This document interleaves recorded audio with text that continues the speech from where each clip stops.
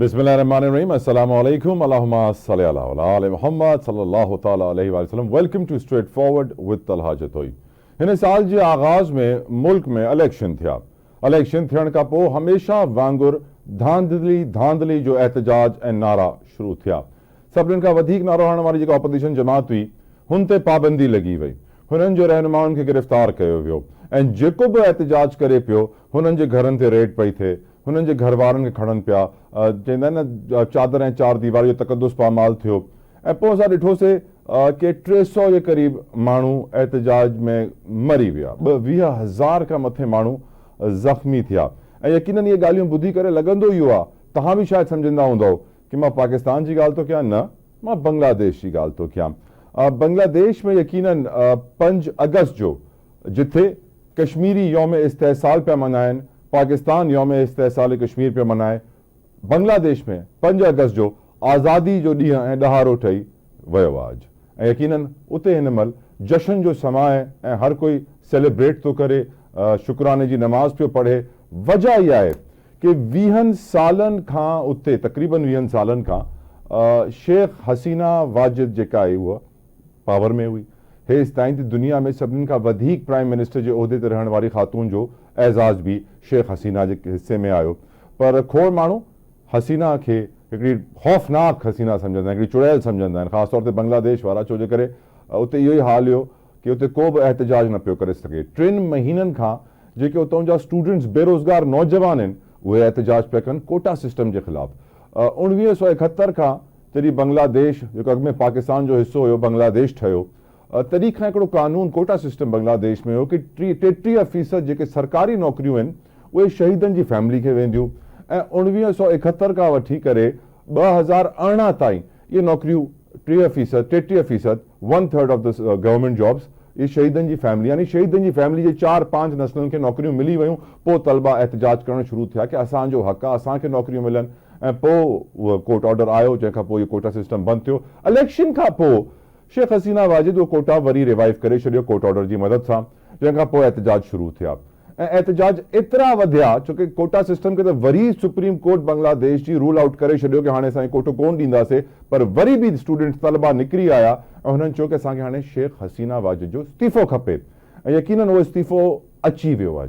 ऐं न रुॻो इस्तीफ़ो अची वियो, 19 सालनि खां वज़ीर आज़म रहण वारी बांग्लादेश जी शेख हसीना बांग्लादेश छॾे करे भारत भॼी वई, इंडिया भॼी वई। ऐं इंडिया वारनि बि चयो कि तव्हां जल्द अज़ जल्द तव्हां निकिरो, इंडिया मां निकिरो ऐं वञो पंहिंजे कंहिं ॿिए मुल्क।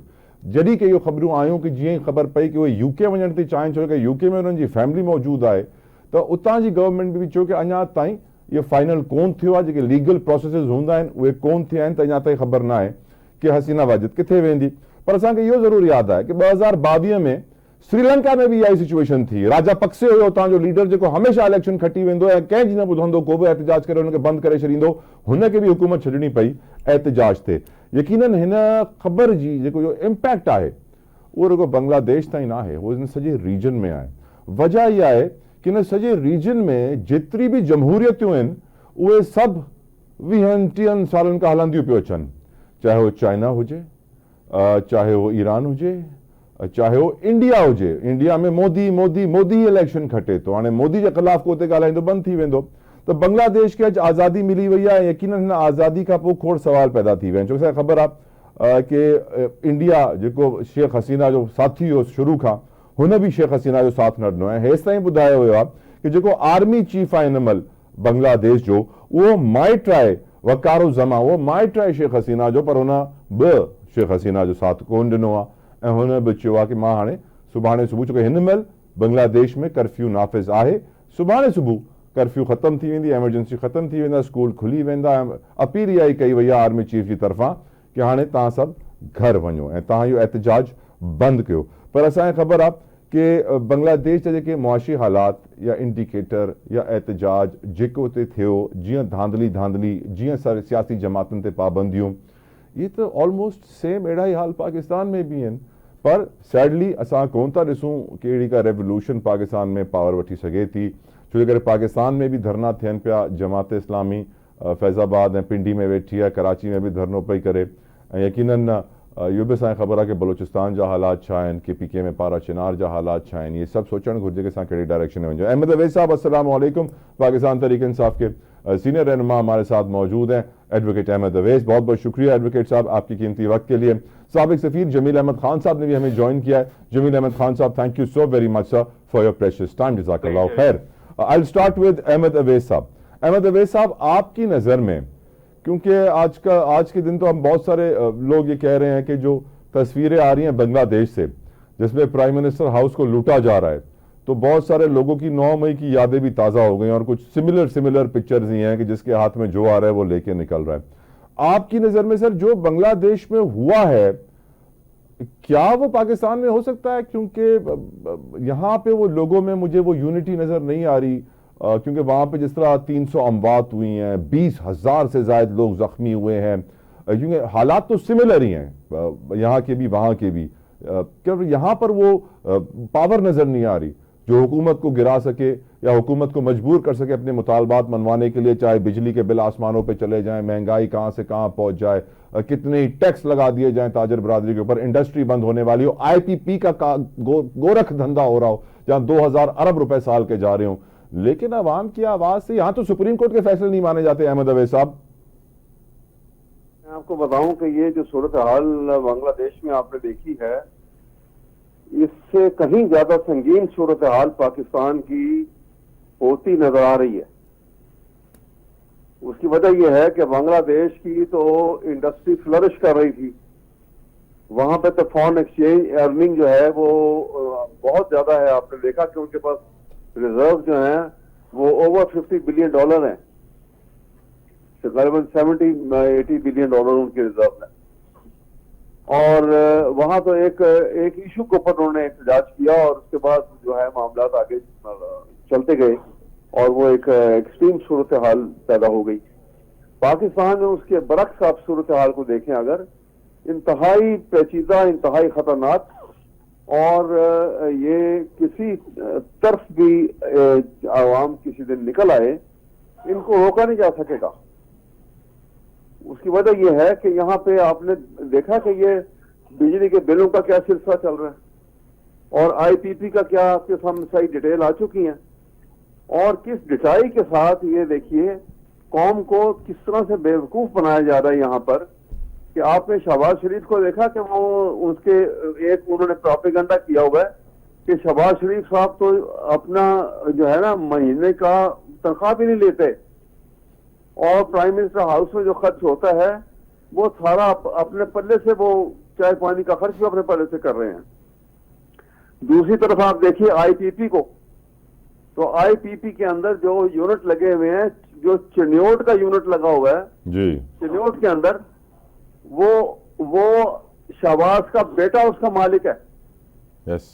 और अरबों रुपए बगैर एक यूनिट इस्तेमाल किए अरबों रुपए मंथली वसूल कर रहे हैं।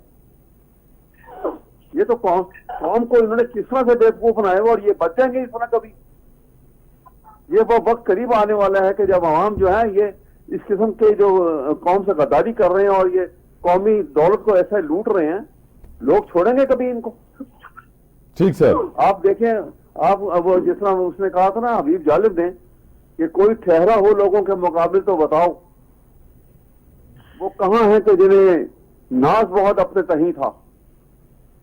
तो ये बड़ी खतरनाक सूरत हाल है जिससे हम दो चार हैं। ठीक सर, हमें सबक सीखना चाहिए। ठीक सर, मैं चाहूंगा कि मैं जमील अहमद खान साहब हमारे साथ, अहमद साहब आपकी इजाजत है, जमील अहमद खान साहब को गुफ्तगू में शामिल करते हैं, if you would allow me. Jameel साहब, आपकी नजर में जो बांग्लादेश में आज हुआ, पूरी दुनिया ने देखा, दुनिया की सबसे तवील तरीन वजीर आजम को भागना पड़ा, भारत ने भी जगह नहीं दी और अभी तक यूके ने भी इजाजत नहीं दी है कि वो एंटर हों।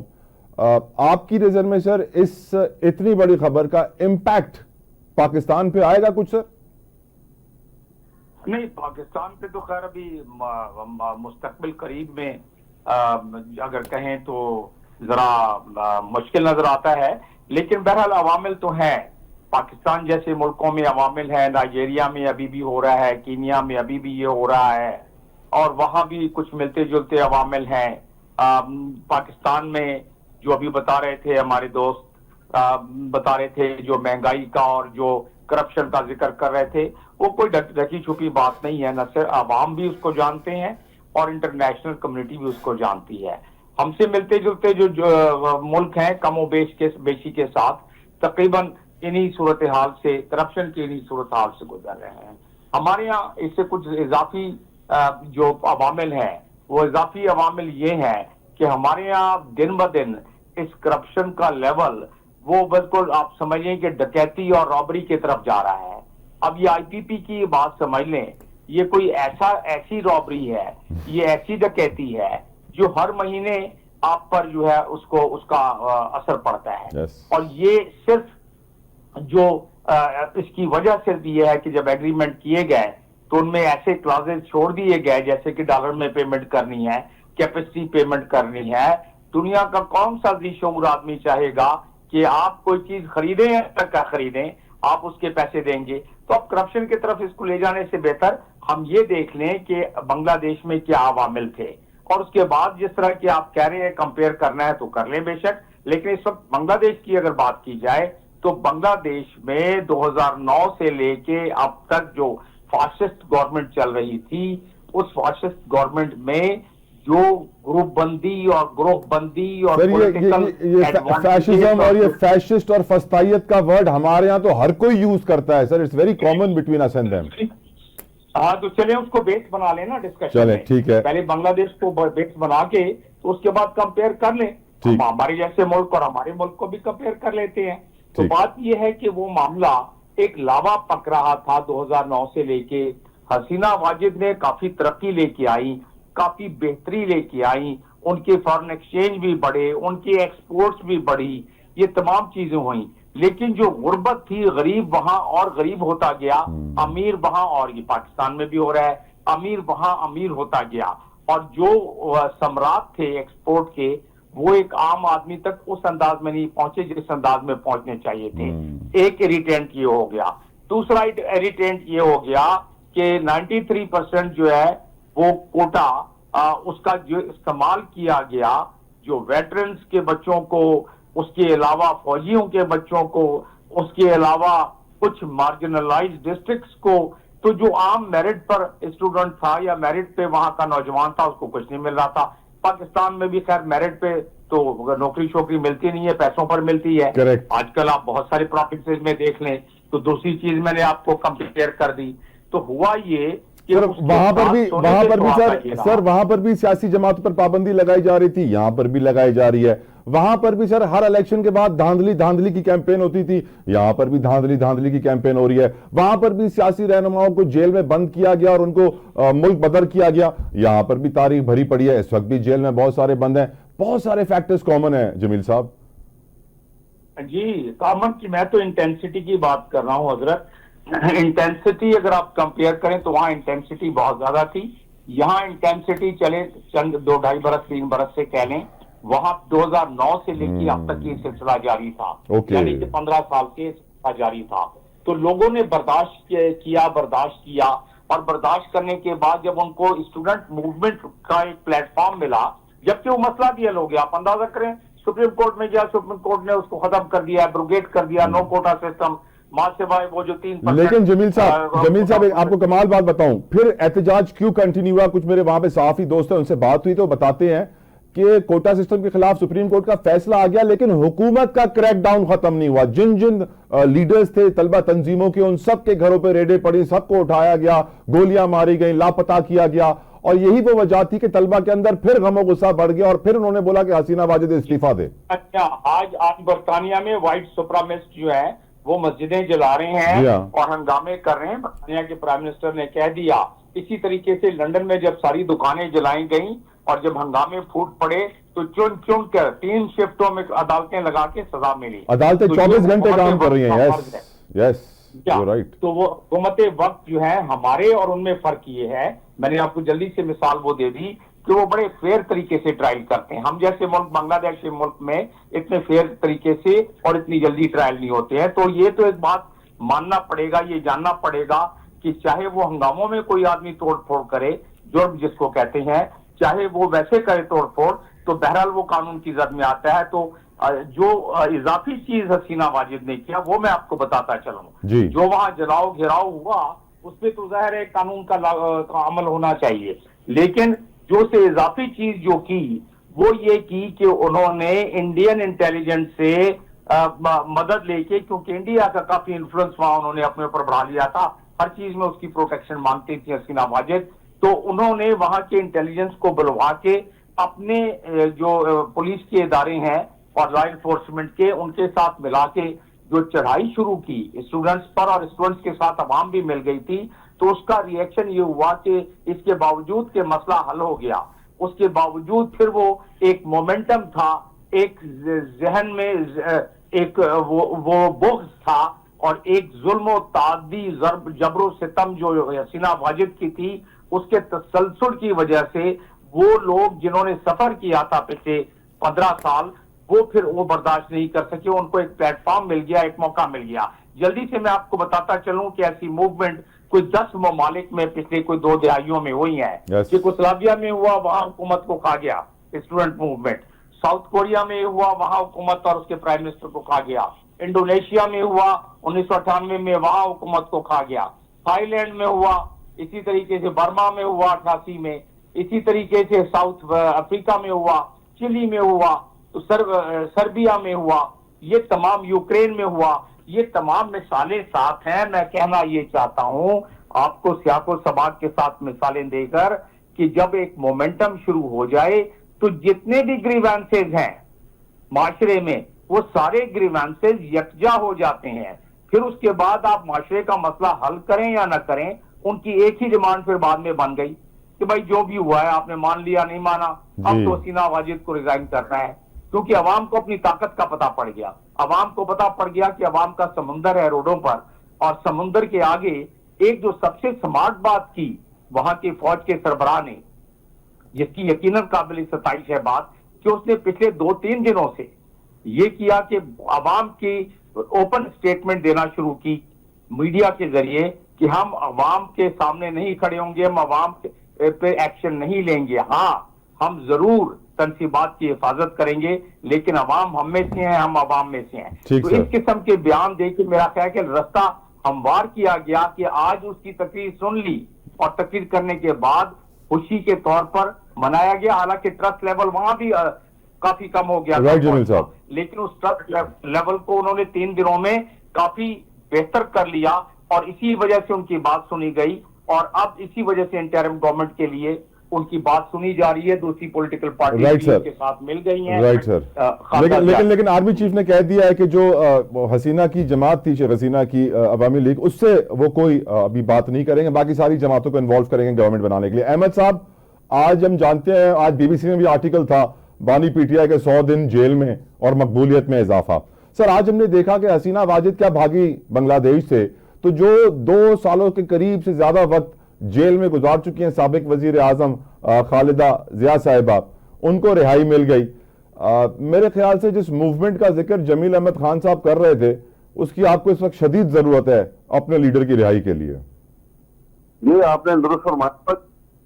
मूवमेंट जो है ये आपको बता दूं, मूवमेंट के तमाम जो है वो तय हो, मूवमेंट तैयार है बिल्कुल। सवाबी के अंदर भी हमारा नजर कह रहे थे कि सितंबर के बाद लॉन्ग मार्च अटियाला की तरफ। सुनवाना चाहूंगा प्रोड्यूसर साहब, अगर हम जल्दी से सुनवा दें ब्रेक पे जाने से पहले, फिर अहमद साहब से कमेंट भी ले लेंगे। सुनवाइए।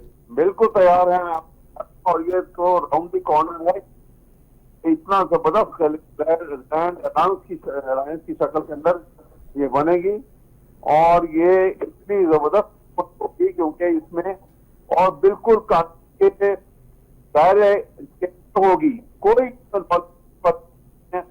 कोई मुल्क जो है पाकिस्तान का, कोई जो है पाकिस्तान को नुकसान नहीं पहुंचा। Right sir, thank you advocate Ahmad Awais साहब, साबिक सफीर जमील अहमद खान साहब। व्यूअर्स, ब्रेक था उठू ताकि थे ना वन जो stay with us, will be right back.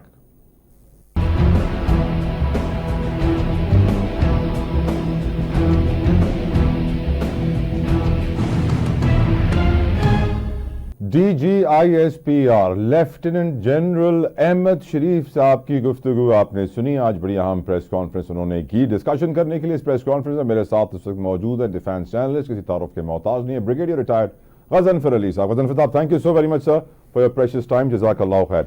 Brigadier साहब, फर्स्ट क्वेश्चन, क्योंकि हमने प्रोग्राम के पहले हिस्से में बांग्लादेश को बड़ा तफसीलन डिस्कस किया है। आज बांग्लादेश के हालात देखते हुए, वहां पर आने वाली तब्दीली को मद्देनजर रखते हुए, क्या आपको लगता है कि मुल्क में जो इस वक्त करंट रूलर्स हैं, जो करंट लोग पावर में हैं, वो लोग रियलाइज कर रहे होंगे कि ऐसे हालात कहीं पाकिस्तान में ना आ जाएं, ऐसा एहतजाज कहीं पाकिस्तान में ना आ जाए, क्योंकि हम भी तकरीबन ऑलमोस्ट सिमिलर हालात से गुजर रहे हैं। आप क्या कहेंगे सर इसके ऊपर? जी बिल्कुल, मैं आपकी बात से 100% एग्री करता हूँ कि हम तो मेरा ख्याल है उससे भी ज्यादा वर्स्ट हालात से गुजर रहे हैं।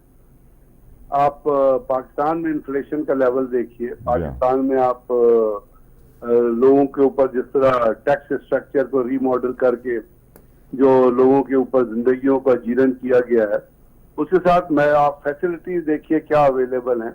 लोग किस तरह बेचारे सांस लेने के काबिल नहीं है। आम छोटी छोटी चीजें किस हालात में मिल रही है। देखिए, जब भी अवाम के ऊपर मुश्किल वक्त आता है तो उससे उनके ऊपर, और इस तरह अब दो चीजें हैं सिर्फ। एक चीज है कि अवाम के ऊपर क्या हो रहा है, और दूसरी चीज आप उन कंपैरेटिव बेसिस में देखेंगे कि हुकूमत और हुकूमत के एहलकारान क्या कर रहे हैं। यानी 7 जो है वो एथलीट जाते हैं तो 27 लोगों का वक्त जाता है। सर, सोशल मीडिया पे राना सनाउल्लाह और उनकी बेगम की तस्वीरें वायरल हैं सर, वो घूम रहे हैं जिस तरीके से वायरल हुई हैं। उसके बाद जनाब, अब उसको राना सनाउल्लाह को मुझे आप बताइए, उसको कौन सी स्पोर्ट्स आती है, वो क्या लॉजिक बनता है, मैं पूछता हूँ आपसे उसके जाने का। Sir, there is nothing like a free lunch. अगर सरकारी पैसों पे फ्री में फ्रांस पेरिस घूमने को मिल रहा है, आईफल टावर पे खाना खाने को मिल रहा है ना भाईजान, ये लूट परेड है ना, लुट परेड है। लोग मर रहे हैं। अगर प्राइम मिनिस्टर हाउस का बजट उठा के देखें, प्रेसिडेंट हाउस का बजट उठा के देखें, तो इससे फ्रस्ट्रेशन आएगी या नहीं आएगी? ये चीजें अब बांग्लादेश में क्या हुआ, एक कोटा सिस्टम लगाया हुआ था। आपके कराची में भी कोटा सिस्टम लगा हुआ है, जहाँ पे आप बहुत अर्बन एरिया से ताल्लुक रखने वाले बहुत सारे लोगों को आप अपना वो जॉब से महरूम करते हैं। वहां भी कोटा सिस्टम लगा हुआ था। उस कोटा सिस्टम में हो क्या रहा था, करप्शन हो रही थी कि जो ANP के जो लुट्टे लफंगे थे, आपको पता है मुजीबुर रहमान को और उसके खानदान को गोली क्यों मारी थी? इसलिए उसको मारा था। वो कल फारूक की किताब उठा के पढ़े कि आखिर में उन्होंने कहा था ये तो इंडियन एजेंट है। इसके बाद वो जो कल फारूक कहता है, मैं एक दफा जब उसको मिलने गया, मैंने आर्मी चीफ को भी आगाह किया कि जितने इंडिया से जितने उठाई गिरे हैं, जितने औरतें अगवा करने वाले, बच्चा अगवा करने वाले, जितने स्मगलर हैं, वो सारे मुजीबुर रहमान के साथ बैठे होते हैं, रात को खाना खा रहे होते हैं। तो दे गॉट फ्रस्ट्रेटेड, उन्होंने सबको पकड़ के उड़ा दिया। सर, ये तो हमारे मुल्क में भी कहते हैं कि जितने भी स्मगलर्स हैं वो ताकतवर लोगों के साथ रात को खाना खाते हैं सर। तभी तो आपके कराची में हर पेट्रोल पंप पे जो है ईरानी पेट्रोल। सर, ये कराची में नहीं सर, ये कराची भी है, कोयटा भी है, लाहौर भी है, KPK भी है, पूरे पाकिस्तान का ये हाल है सर। मैं यही अर्ज कर रहा हूँ, मैं कराची से कह रहा हूँ कि वो जरा एक्सेस में नजदीक बनता है बलोचिस्तान के हब से। यहाँ पहुंचते थोड़ा टाइम लग जाता है। तो बलोचिस्तान पूरे में जाके देखिए, वो तो, और उसको कंट्रोल कोई नहीं कर रहा। कंट्रोल नहीं कर रहा था कि उसके अंदर जिस तरह वो है ना, वो जो जहाज शिप अगवा करते थे, शिप रैकर जो है, वो जो फ्री, उनमें से एक का इंटरव्यू एक दफा आता है, वो कहता है जी हम तो जब रैंसम डिमांड करते हैं तो उसमें तो हमें तो $4 मिलते हैं, बाकी तो लोग ऊपर वाले खा जाते हैं, क्योंकि उसके अंदर एक बहुत बड़ा माफिया इन्वॉल्व है। सर, आपने बलूचिस्तान का जिक्र कर दिया ब्रिगेडियर साहब। अब जानते हैं कि बलूचिस्तान के इस वक्त हाईवेज का हाल क्या है। ग्वादर में एहतजाज चल रहा है सर, वहां पर भी इंटरनेट बंद कर दिया गया है बलूचिस्तान में। बहुत सारी बेसिक नेसेसिटीज की सर्विसेज बंद कर दी गई हैं इसी प्रोटेस्ट की वजह से। बांग्लादेश में भी इंटरनेट बंद किया गया था सर, जिसके बाद फिर और जज्बात मजरू हुए। और आज फिर DGISPR ने ये बलोच यकजहती कमेटी को एक दहशतगर्द तंजीम भी कह दिया, ये भी कह दिया कि वो दुश्मन से मिले हुए हैं। इससे सिचुएशन मजीद एस्केलेट होगी सर, कंट्रोल में तो नहीं आएगी? असल में दो चीजें हैं, मैं आपको बड़ा क्लैरिटी से बता रहा हूँ without any mincing my word, कि जो बलूचिस्तान के अंदर जो बहुत सारी तंजीमें, आपको भी पता है मुझे भी पता है, जो हार्डकोर इंडियन रॉ के हाथों में खेल रही हैं और उनसे बजट लेती हैं। और आपको ये भी पता है कि बहुत सारे मिसिंग पर्सन ऐसे थे जो कनाडा में जाके रहे थे वहां फ्लैट में उनकी मौत हो गई। एक औरत थी मिसिंग पर्सन में, वो दहशतगर्द वो एक्सप्लोसिव बांधे हुए वो एक पार्क के अंदर पकड़ी गई। इसके बाद जो चाइना की एम्बेसी में जो लोग जिन्होंने चाइना की एम्बेसी पर चाहे उधर अटैक किया था कराची में, उनके जब वेयर अबाउट तलाश किए गए तो वो मिसिंग पर्सन में शामिल थे। जिन लोगों ने पेशावर में बड़ा बेर पे अटैक किया था उनके जब वो चेक किए गए एंटीसीडॉट तो वो मिसिंग पर्सन में शामिल।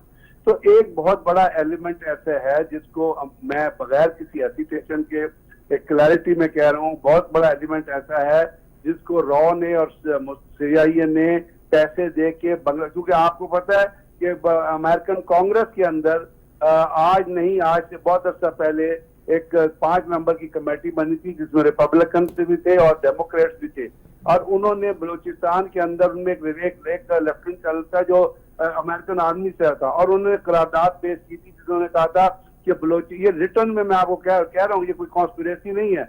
उन्होंने कहा था कि बलूचिस्तान के अंदर जो बलोच है उनको अमेरिकन वेपन दें ताकि वो जाके वहां पे जो है पाकिस्तान की हुकूमत से लड़े। अब इससे बड़ा सबूत मैं आपको वहां पे लोगों की इन्वॉल्वमेंट का नहीं, लेकिन ये उसका ये मतलब नहीं है कि हर बलोची जो है वो इसमें बलोचों, मैं बलोचों की बड़ी कदर करता हूँ, मेरी वहाँ बहुत सर्विस है, और बलोच बड़े आउटस्टैंडिंग लोग हैं, they are very good friend. मरी हो गए अपना ये बुख्ती का लेकिन जो हमारा तरीकेकार है सर सिचुएशन को, अब आपने हमें समझा दिया कि वहां अमेरिका भी घुसा हुआ है, वो भी मुदाखलत कर रहा है, भारत का रॉ भी कर रहा है, इजराइल का मोसाद भी कर रहा है, और भी बहुत सारे इंटरेस्ट हैं उसमें, वहां चाइना का भी इंटरेस्ट है, वहां अफगानिस्तान का भी इंटरेस्ट है, वहां ईरान का भी इंटरेस्ट है, बलूचिस्तान सबसे बड़ा जमीनी सूबा भी है, सबसे ज्यादा जखायर खजाने भी वही हैं, सोने से लेकर हर चीज वहां पे जमीन के नीचे मौजूद है। तो सवाल यही है सर कि जो हमारी स्ट्रेटेजी रही है क्या वो दुरुस्त है सर, सिचुएशन को कंट्रोल नहीं ना सर, हमारी अगर आप सही देखें तो हमारा कुछ अरसे के लिए मैं ये समझता हूँ कि हमारे जो आका है या प्राइम मिनिस्टर प्रेसिडेंट आका ही होते हैं इस मुल्क में, मतलब अवाम की तो कोई वैल्यू है कोई नहीं, अवाम को तो वो टकी टोकरी जमीन तक रेंगने वाले कीड़े समझते हैं। इसलिए राना सनाउल्लाह जैसे लोग जाके वो बैठे होते हैं बोर्ड में और याशियां कर रहे होते हैं इस मुल्क के टैक्स पेयर के पैसों पे। तो ये जो अगर कोई सिंसियर लोग हों, आप अगर जाए ना कभी आपका पंजगोर जाना हो या इस तरह कोई जाना हो, तो वहां जो परवेज मुशर्रफ के जमाने में सड़कें बनी है ना, और जिस तरह औरतों के लिए वहां पे बच्चियों के लिए कॉलेज बने हैं, तो आज तक वो उस चीज को याद करते हैं। तो अगर हमारे यहाँ कोई इस किस्म के लोग सिंसियर, तो वो अपना कुछ अर्से के लिए अपना कैपिटल जो है वो इस्लामाबाद से वो शिफ्ट कर लें बलूचिस्तान में, कोयटा में, क्योंकि वहां इतनी सारी फॉल्ट लाइंस हैं कि उनको कंट्रोल करने के लिए आपकी लीडरशिप की कमिटमेंट चाहिए आपको। और लीडरशिप को तो पता ही, आप शहबाज शरीफ से पूछे बलूचिस्तान किधर है, अगर वो सही तरीके से आपको बता देना या बलूचिस्तान की प्रॉब्लम कौन है, किसी से पूछ लें इस हुकूमत या पिछली गुजरी हुई हुकूमत में, या आप पीपल्स पार्टी की हुकूमत में उससे पूछ लें। बेनजीर भुट्टो एक लीडर थी जिनको मैं कहता हूँ जो सही समझती थी दुनिया पाकिस्तान के प्रॉब्लम्स को, और वो कमिटेड थी इस दफा के मैं पाकिस्तान के मसाइल हल करूंगी, लेकिन वो बेचारी शहीद कर दी गई। इसलिए शहीद कर दी गई कि वो जो है जब अगर कुछ बोलती तो पूरी दुनिया उस चीज को सुनती। उनको चाहिए था कि वो स्केप गोट ले आए अपने लिए वहां पे।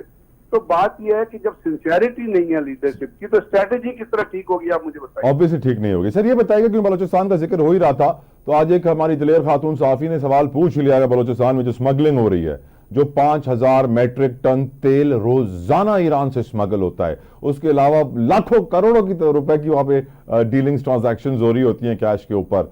अब सवाल यह है, लोग हमेशा पूछते थे कि जब वहां पर FC है, पाक फौज है, तो बॉर्डर से कैसे होती है ये स्मगलिंग, जिसके ऊपर यकीनन हमारे DG ISPR ने कहा कि फौज या FC कोई NOC नहीं देती स्मगलिंग का, लेकिन देखा जाए तो कोई NOC मांगा भी नहीं जाता है, कुछ और ही मांगा जाता है। और ये भी कह दिया गया कि वो जो दूर दराज के इलाके हैं वो जुड़े हुए ईरान के साथ हैं, वो चलते ही ईरान के ऊपर है। Do you think this answer was enough for that question brigadier साहब, क्योंकि हकीकतन आप जानते हैं कि कौन कौन मुलविस है स्मगलिंग में। एक चीज ये है कि हमें स्मगलिंग रोकने से पहले ओवर 75 साल हो गए ना पाकिस्तान जी, 75 से ज्यादा हो गए, 76, तो वो इलाके में जहां से तफ्तान या तफ्तान से जुड़े हुए जितने इलाके हैं जहां से स्मगलिंग हो रही है, वहां पे सक्सेसिव गवर्नमेंट्स को सोशल और एजुकेशनल और हेल्थ और इस किस्म की डेवलपमेंट, इस किस्म की फैसिलिटीज उन लोगों को प्रोवाइड करनी चाहिए थी। और वहां पे एक जुबैदा जलाल आई थी, आपको याद होगा, वो उस इलाके से ताल्लुक रखती थी, वो सारा बजट खा गई थी एजुकेशन का मुबैना तौर पर। वहां पे एजुकेशन पहुंची, क्योंकि आज तक हमने वहां पे डेवलपमेंट का, तरक्की का सोचा ही नहीं, कुछ सवाल ही नहीं आया। क्यों? साफ जाहिर है क्यों वो जाके क्यों नहीं सोचा ब्रिगेडियर साहब? क्यों कर, मैंने अब जवाब तो दे दिया। जब तक आप चाहते ही नहीं है, नियत ही नहीं है, विलिंग ही नहीं है वो लोग। जब तक, दूसरी बात यह है कि वहां पे बजाते खुद बलोचिस्तान के अंदर बहुत बड़ी फॉल्ट लाइन है, बहुत for a period of time वहां के सरदार जो हैं, जो उनके कर्तव्य, वो चाहते ही नहीं थे कि वहां पे कोई स्कूल बने या वहां पे कोई तरक्की हो। बड़े अरसे तक ये प्रोसेस वहां पे रहा है। तो दोनों चीजें जब एक जगह हुई, तो आज आप कप्तान में जाएं, आपको लगेगा कि आप 1920 के किसी मुल्क में आए, 1920 की किसी जगह पे आ गए। वो बेचारे क्या करें, उन्होंने खाना भी तो खाना है, पेट भी तो भरना है, तो पेट किस तरह भरेंगे? फिर वो स्मगलिंग के ऊपर जाते। तो हमारी ये गलतियां हैं जिसकी वजह से वो स्मगलिंग पे जा रहे हैं। और अगर आज आप उनको बगैर कोई अल्टरनेटिव रोजगार दिए स्मगलिंग रोकते हैं, तो आप एक नया इशू खोले, फिर वो होगा कि जी कोई ऐसी वैसी चीज होगी, तो फिर पाकिस्तान के खिलाफ प्रोपेगेंडा शुरू हो जाएगा कि पाकिस्तान की हुकूमत तो उनको मार रही है, पकड़ के अंदर कर रही है, ये कर रही है। भारत तो तैयार बैठा होता है किसी भी इशू को पिकअप करने के लिए कि वो पाकिस्तान के सोशल मीडिया लेके पाकिस्तान के खिलाफ प्रोपेगेंडे के जरिए जहर भर दे पूरे अवाम के कानों में और अवाम के जहनों में। तो एक सक्सेसिव डी जनरेशन है, जिसकी वजह से आज आप इन इश्यूज को पॉइंट आउट कर रहे हैं, जो इशू आपको नजर आ रहे हैं। सर लास्ट क्वेश्चन ब्रिगेडियर साहब, क्या वजह आप समझते हैं कि आज डीजी ISPR को आके मीडिया के सामने, कौम के सामने ये बताना पड़ा कि पाक फौज क्या क्या सोशल वर्क करती है, कितने स्कूल चलाती है, कितने हॉस्पिटल्स चलाती है? क्या जरूरत पड़ी ब्रिगेडियर साहब? तो बात यह है कि जब आपके ऊपर जब किसी चीज का इल्जाम लगता है ना, एक इंडिविजुअल के तौर पे मैं कह रहा हूँ, किसी भी चीज का, तो आप अपनी क्लैरिफिकेशन देना चाहते हैं। अगर आप उस इल्जाम में इन्वॉल्व नहीं होते, तो अगर आपके ऊपर गैर जरूरी किस्म से तनकीद होती है, तो आप उस तनकीद का जवाब जरूर देते हैं। अब फौज की तनकीद का जवाब मुझे बताएं कौन देगा?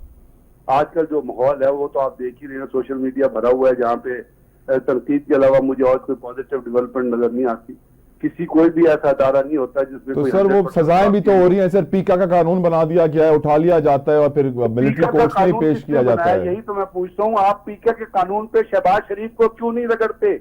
आप मरियम नवाज को क्यों नहीं रगड़ते शफीका के कानून पे? दे आर दी कल्परेट्स ना, जिन्होंने ये कानून असेंबली में पास किया है। क्यों असेंबली में पास किया? ना पास करते असेंबली के अंदर, अगर इतना पीके के कानून का तकलीफ है तो। अब उसका मलबा जो है फौज से फेंकना तो ठीक नहीं है। ये सियासतदान जिम्मेदार है कि जी अपने आप अपने खिलाफ जो है तकलीफ सुनना नहीं चाहते और पीका का कानून आपने बना दिया। इससे पहले इमरान खान के जमाने में भी ये कानून बन रहा था, अगर आपको याद होगा। उस वक्त लोगों ने बड़ा शोर मचाया था, तो वो कानून की जो तशरीह थी वो रुक गई थी। तो भाई कुछ शेयर तो इनको भी देना, जो लोग ये काम कर रहे हैं, जो लोग ये काम कर रहे हैं उनको भी तो शेयर। आखिरी सवाल सर, DGISP आपने कहा सर पुलिस उठाती है ना, पुलिस उठाती है तो पुलिस किसके अंडर है? चीफ मिनिस्टर के अंडर है ना। तो एक ऑर्डर किधर से? चीफ मिनिस्टर से आता है ना, IG को। कोई और तो बुला के ऑर्डर नहीं। अगर कोई और बुला के ऑर्डर देता है तो आप कहेंगे नहीं करता मैं, जब तक चीफ मिनिस्टर नहीं बताएगा या क्लियरेंस नहीं देगा, या होम डिपार्टमेंट या interior minister clearance, home minister clearance नहीं देगा। बस आखिरी सवाल। तो बात यह है कि करने के बाद जब आप उसके ऊपर मुख्तलिफ एक्यूजेशन शुरू करें, that is not a correct. ठीक सर, आखिरी सवाल। करप्शन मुल्क को चलाने के लिए सियासतदान पूरे जिम्मेदार होते हैं, और लीडरशिप का असूल ये कहता है कि अगर आप अच्छे कामों का क्रेडिट लेते हैं तो बुरे काम जो होते हैं उसका भी आप क्रेडिट दिया। आखिरी सवाल ब्रिगेडियर साहब, वक्त कम है ब्रिगेडियर साहब। अब 9 मई के बयानिए पर पाक फौज के तर्जुमान का यह कहना है कि पाक फौज आज भी कायम है और हमेशा रहेगी। डू यू थिंक अब कुछ लचक और फ्लेक्सिबिलिटी दिखानी चाहिए ब्रिगेडियर साहब?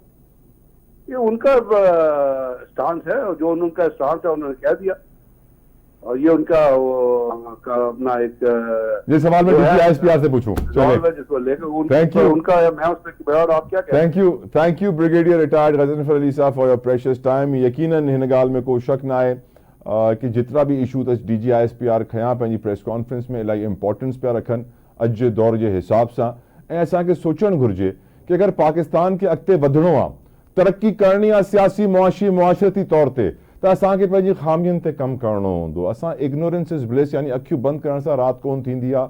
अखियूं बंदि करण सां रुॻो तव्हांजे साम्हूं अंधेरो अची वेंदो आहे, पर उहो अंधेरो दुनिया में न हूंदो आहे, तव्हां में हूंदो आहे। त असांखे पंहिंजा अंधेरा ख़तमु करणा आहिनि ऐं असांखे क़ाइदे आज़म जो यूनिटी, फेथ ऐं डिसिप्लिन ते अमल कंदे पंहिंजे मुल्क खे सही राह ते आणणो आहे। मूंखे इजाज़त ॾियो। अंटिल नेक्स्ट टाइम, अल्लाह हाफ़िज़।